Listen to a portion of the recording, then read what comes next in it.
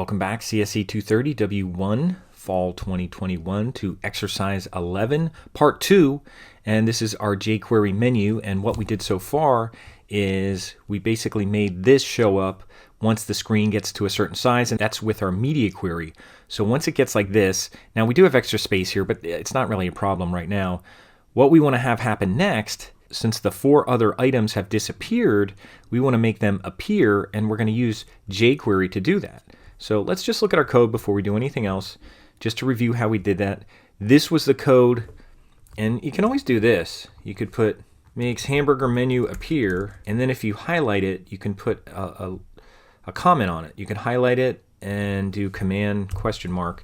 And then for this one, just so you know what's going on, I'm going to put this here, and I'll put makes menu items disappear, or hides menu items, whatever you want to put. So that just kind of helps us a little bit as far as that goes. And I think that was about it. This takes away the space for home, since it's now the second item and not the first child. It's the second nth child. So I don't know if we have to do anything with that yet. So this is really what's happening here. And remember, we did this in our index HTML. We gave it a class name. So it's all one line item. And we have basically the text menu in there. And we also have a hamburger menu item, which is just kind of like 3 lines. By the way, you can do that with CSS, but I thought it'd be easier just to go and do it as an image. Just throw an image in there. And obviously that would change. You'd have to make a new image if it had a different color background or something. So that's the only downside to using an image. If it was CSS, you could kind of make it. It's kind of done with borders. But anyway, what we have to do now is make something interactive happen. Now, if we go to jQuery, now I'm going to W3 Schools, and if you just look up jQuery W3 Schools, I'll just do jQuery slide toggle, and W3 Schools should be one of the first ones that comes up, and there it is. So it's a method, it's a JavaScript method, and it uses the jQuery library that we're going to be using. So it's not straight vanilla JavaScript, but it's meant to be easier. So the first thing we're going to do is just see this. Now we're not going to use button, we're not going to use P, but if you try it yourself and you just look at what it does, you kind of follow it. See, that's what it does, and you can say, oh, that's cool. And if you just look here, it's targeting the button element and a P element. Now we have class names, so we're going to have to use the class names, and we might even have to use the element name before them, especially if we put it in an external file. But we could copy this stuff right out of here, and notice that there's a script that actually links to the API for the jQuery. So there's that, and then there's the script which is right in the page. Now what we're going to do is we're going to put it in a JavaScript file, and we're still going to need this. So let's do this. I went here to jQuery and I did the try it yourself, and we could copy it right out of here. Now we do need the link that's actually linking to jQuery, and it's a script, and this should be in our HTML page. So we are going to keep this in our HTML page. We'll put it right in the head, and that's where they're doing it here. So I'm just going to copy it out of here, and I'll go here and I'll go up to the head portion, and I'll put it after the CSS link, and it's an opening closing script tag, and that's linking to jQuery. So that's finding all this cool stuff in jQuery. Okay, and then there's this. Now we could put this in the HTML page, but what I'm going to do is I'm going to copy out everything but the script things, because if we put it in a JavaScript page, we don't need the script tags. The script tags is if it's only in an HTML page. But let's do this. Let's highlight this. And I think it'll just eliminate a lot of extra code in your HTML page. So I'm going to copy that. So just that, and I actually have that on your My Warren. So that's the part that's on My Warren. So we're just copying it from here. And I'll go here. Now, there's no JavaScript file. Well, let's make one. I'll go right on EX11. I'll add a new file, and I'll just call it we'll call it jQuery.js. And just remember to have the JS. That makes it a JavaScript file. So there it is, jQuery.js for JavaScript. And I'll just paste in that. Now, it's not going to be button and it's not going to be P. Now notice we don't need script tags when we're in the JavaScript file, but here's another thing. We're linking to jQuery, but we're not linking to this JavaScript file. So let's make sure we link to the JavaScript file as well. So that'll be a second link. So here's the first one. This script is linking to that. Now let's do one more under here.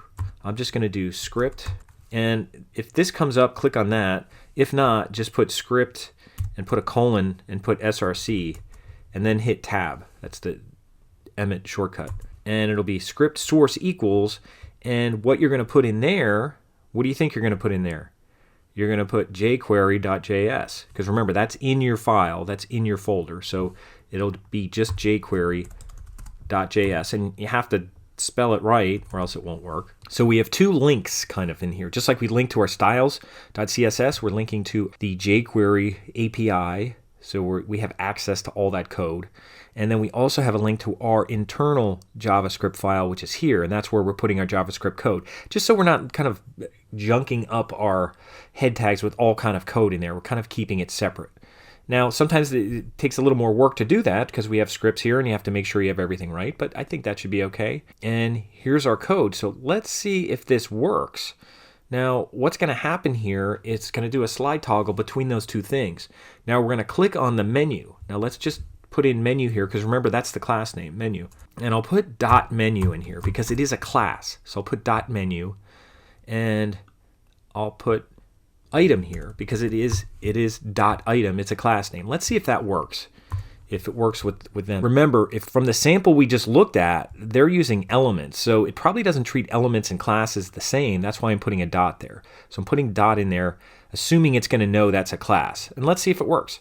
So I'll hit run here, and I'll try this again and make sure I refresh and bring it in.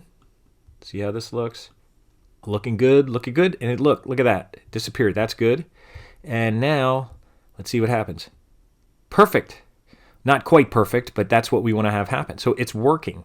Now what we have to do is make sure that we take that away of the child thing. So we have to kind of almost switch these around a little bit. We have to think about it now. Because now when they all appear, it's not the second child that's losing that. It would be the first one. So we'd almost have to swap those around when we get to this point. And that's okay.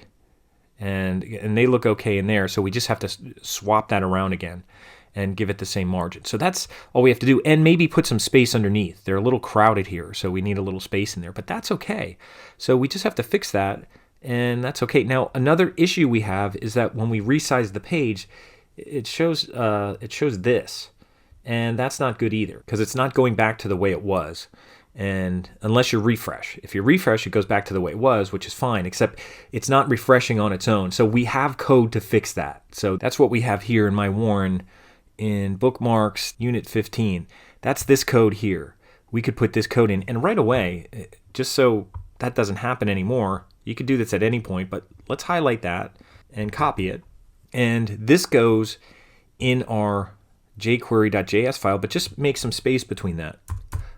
Just put some extra space between there. You could even put a comment if you want. Put page refresh code. Just put page refresh script. And that's all you need for JavaScript is two slashes like that. And then I'll paste that in there. And that should work okay. That should take care of it. I'll hit run. And let's see if it fixes that. So I'll refresh this again and move this over. And that looks good. And that works. And this should refresh when I move it over, and now it goes back to normal. So that's looking okay. And this should work with Firefox too, because I used another one and it didn't work with Firefox, but this works with Firefox. If you have any problem with it, let me know. I also saw that the gap doesn't work with Firefox, so we'd have to fix that. That would be a little troubleshooting kind of thing, but that's working. So the only thing we have to fix here, and again, let's look at what's happening. We'd have to make sure that we have some extra margin underneath these items. And we'd also want to make sure that we indent this one, that has the same margin to the left. And this doesn't have the margin to the left. So we actually have to flip those. So let's take a look at that.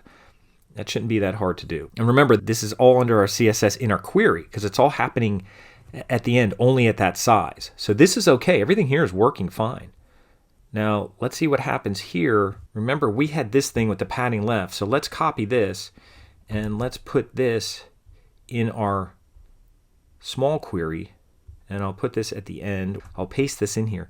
And what we want is we don't want the second one taken away. So we'd actually have to put it back, but we want the first one. Let's put first child here and we'll make it 0. Or maybe just let it alone. Let me see what happens if I let it alone. Actually, what I'll do, we'll just let this alone, nth child 2, and let's just put the distance back and see what happens. And now what distance is that? It was nav menu, whatever it was originally. We'd have to go up to nav menu and just see what that distance is. So nav menu,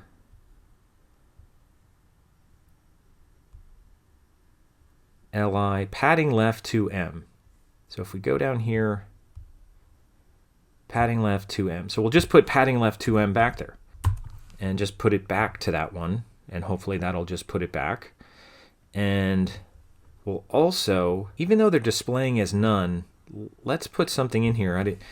I think we can put in these items are displaying as none. Let's put padding bottom. We'll try that first. And just put like 1M. See what happens. We'll just see what happens here. So putting a little space in the bottom, and we're switching this so it's getting the 2M. So I'll hit run. I'll refresh this, and let's just see what happens, and we'll kind of take it from there. That looks good. That looks good when we get to that point. And that looks good, except we almost need some space under that as well. Actually, maybe there's too much on it. Maybe the space should all be above. That way there'll be some distance here and we don't have extra space here. So that's easily fixed. So what we'll do is we'll change this to padding top. The line items will have padding top of 1M. And if that's too much, we could make it like 0.7M or something like that. I'll hit run. And I'll move this over. And that looks okay. That looks okay. Now, we don't have anything linked yet, but this is what should happen. And I don't mind that they're lined up there. We certainly could have this menu moved over if we wanted to do that. I don't mind that they're under there. If you wanted it moved over, how would you do that? Well, that would now be first child. The one that had nth child, that would be that one. So you just put another one to move the first child over, which would be padding left 0. And that would be first child, and you wouldn't have the 2 in there. So first child has its own special thing, and anyone's after that has nth child and then the number, and then odd or even or anything like that. So that should move it over. So let's see if that happens, and I'll just hit run here, and I'll refresh it, and move it over, and there. That looks good. They're underneath those. And that works. So that's okay. That's not bad. And when I go out here, it should refresh. And now it's refreshing. When I leave go, it's refreshing the page. So there's a script in there doing that. It's going back to normal. So that's what we want. And I think we're done. I think, it might have been a little complicated, some of these things in here. And hopefully they're worth checking out. But again, most of the stuff is in our final media query. And even if I wanted to make it smaller, what if I made it 580 instead of 680? Let's just see what happens here. I'll refresh. And then I'll kind of move over. And we're not really seeing much because I don't even know if it's going over that far, but that's probably fine. If I go over to 580, that's probably fine. And that's fine. So everything looks okay. So I'll even change that. It looks like that for a second, but I think once I leave go, that stuff goes away. So that goes away like that. So everything's okay here. And I think we're good. Any questions, let me know. I could put in discussions if you have any questions about this. But I did it another way before with another page. So this is the first time I was trying it with this. And it seems to work okay. There's certainly other things we could try. And remember, that's all you're going to have for EX11. So you're going to have your jQuery page, jQuery.js. Now this is a JavaScript page, but it has jQuery code in it. And it has a refresh. And this is our slide toggle. And I could even go here and copy this and put a comment here and hit return. Now you might be asking, why is this a comment and this a comment? In JavaScript, it uses two kind of comments. It uses multi-line comments, can have being closed like that, just like it does in CSS. And then it also has a single line comment, which is 2 slashes like that. So if you have a short line, you could use 2 slashes. Something else, you could use it like that. Or you could use that all the time. It doesn't matter. But this isn't page refresh. This is the slide toggle jQuery script. And that's it. And you just have to remember to put the dot in there for menu, the dot for item. If you put li, that would work fine too, because remember, menu and item, they're the class names of that. So if you had li.menu, li.item, that would work too, but make sure you have the dots in there so it indicates that it's a class name and not an element name, because I think it's looking for an element name. And this you don't have to do anything with, and remember that's in my warrant. So that's all you have to do for EX11. Just let me know when you're done, and I'll come and check it out. Let me know if you have any problem getting your Hamburger menu or copying your folder or doing any of that. I could certainly help you with that. I can get into your Replit account and help you with that if you need. But that should be it for now. This may be our last exercise. I still would like to do a form, but if not, we'll do that next semester in advanced web applications. But for now, that's all you have to do for EX11.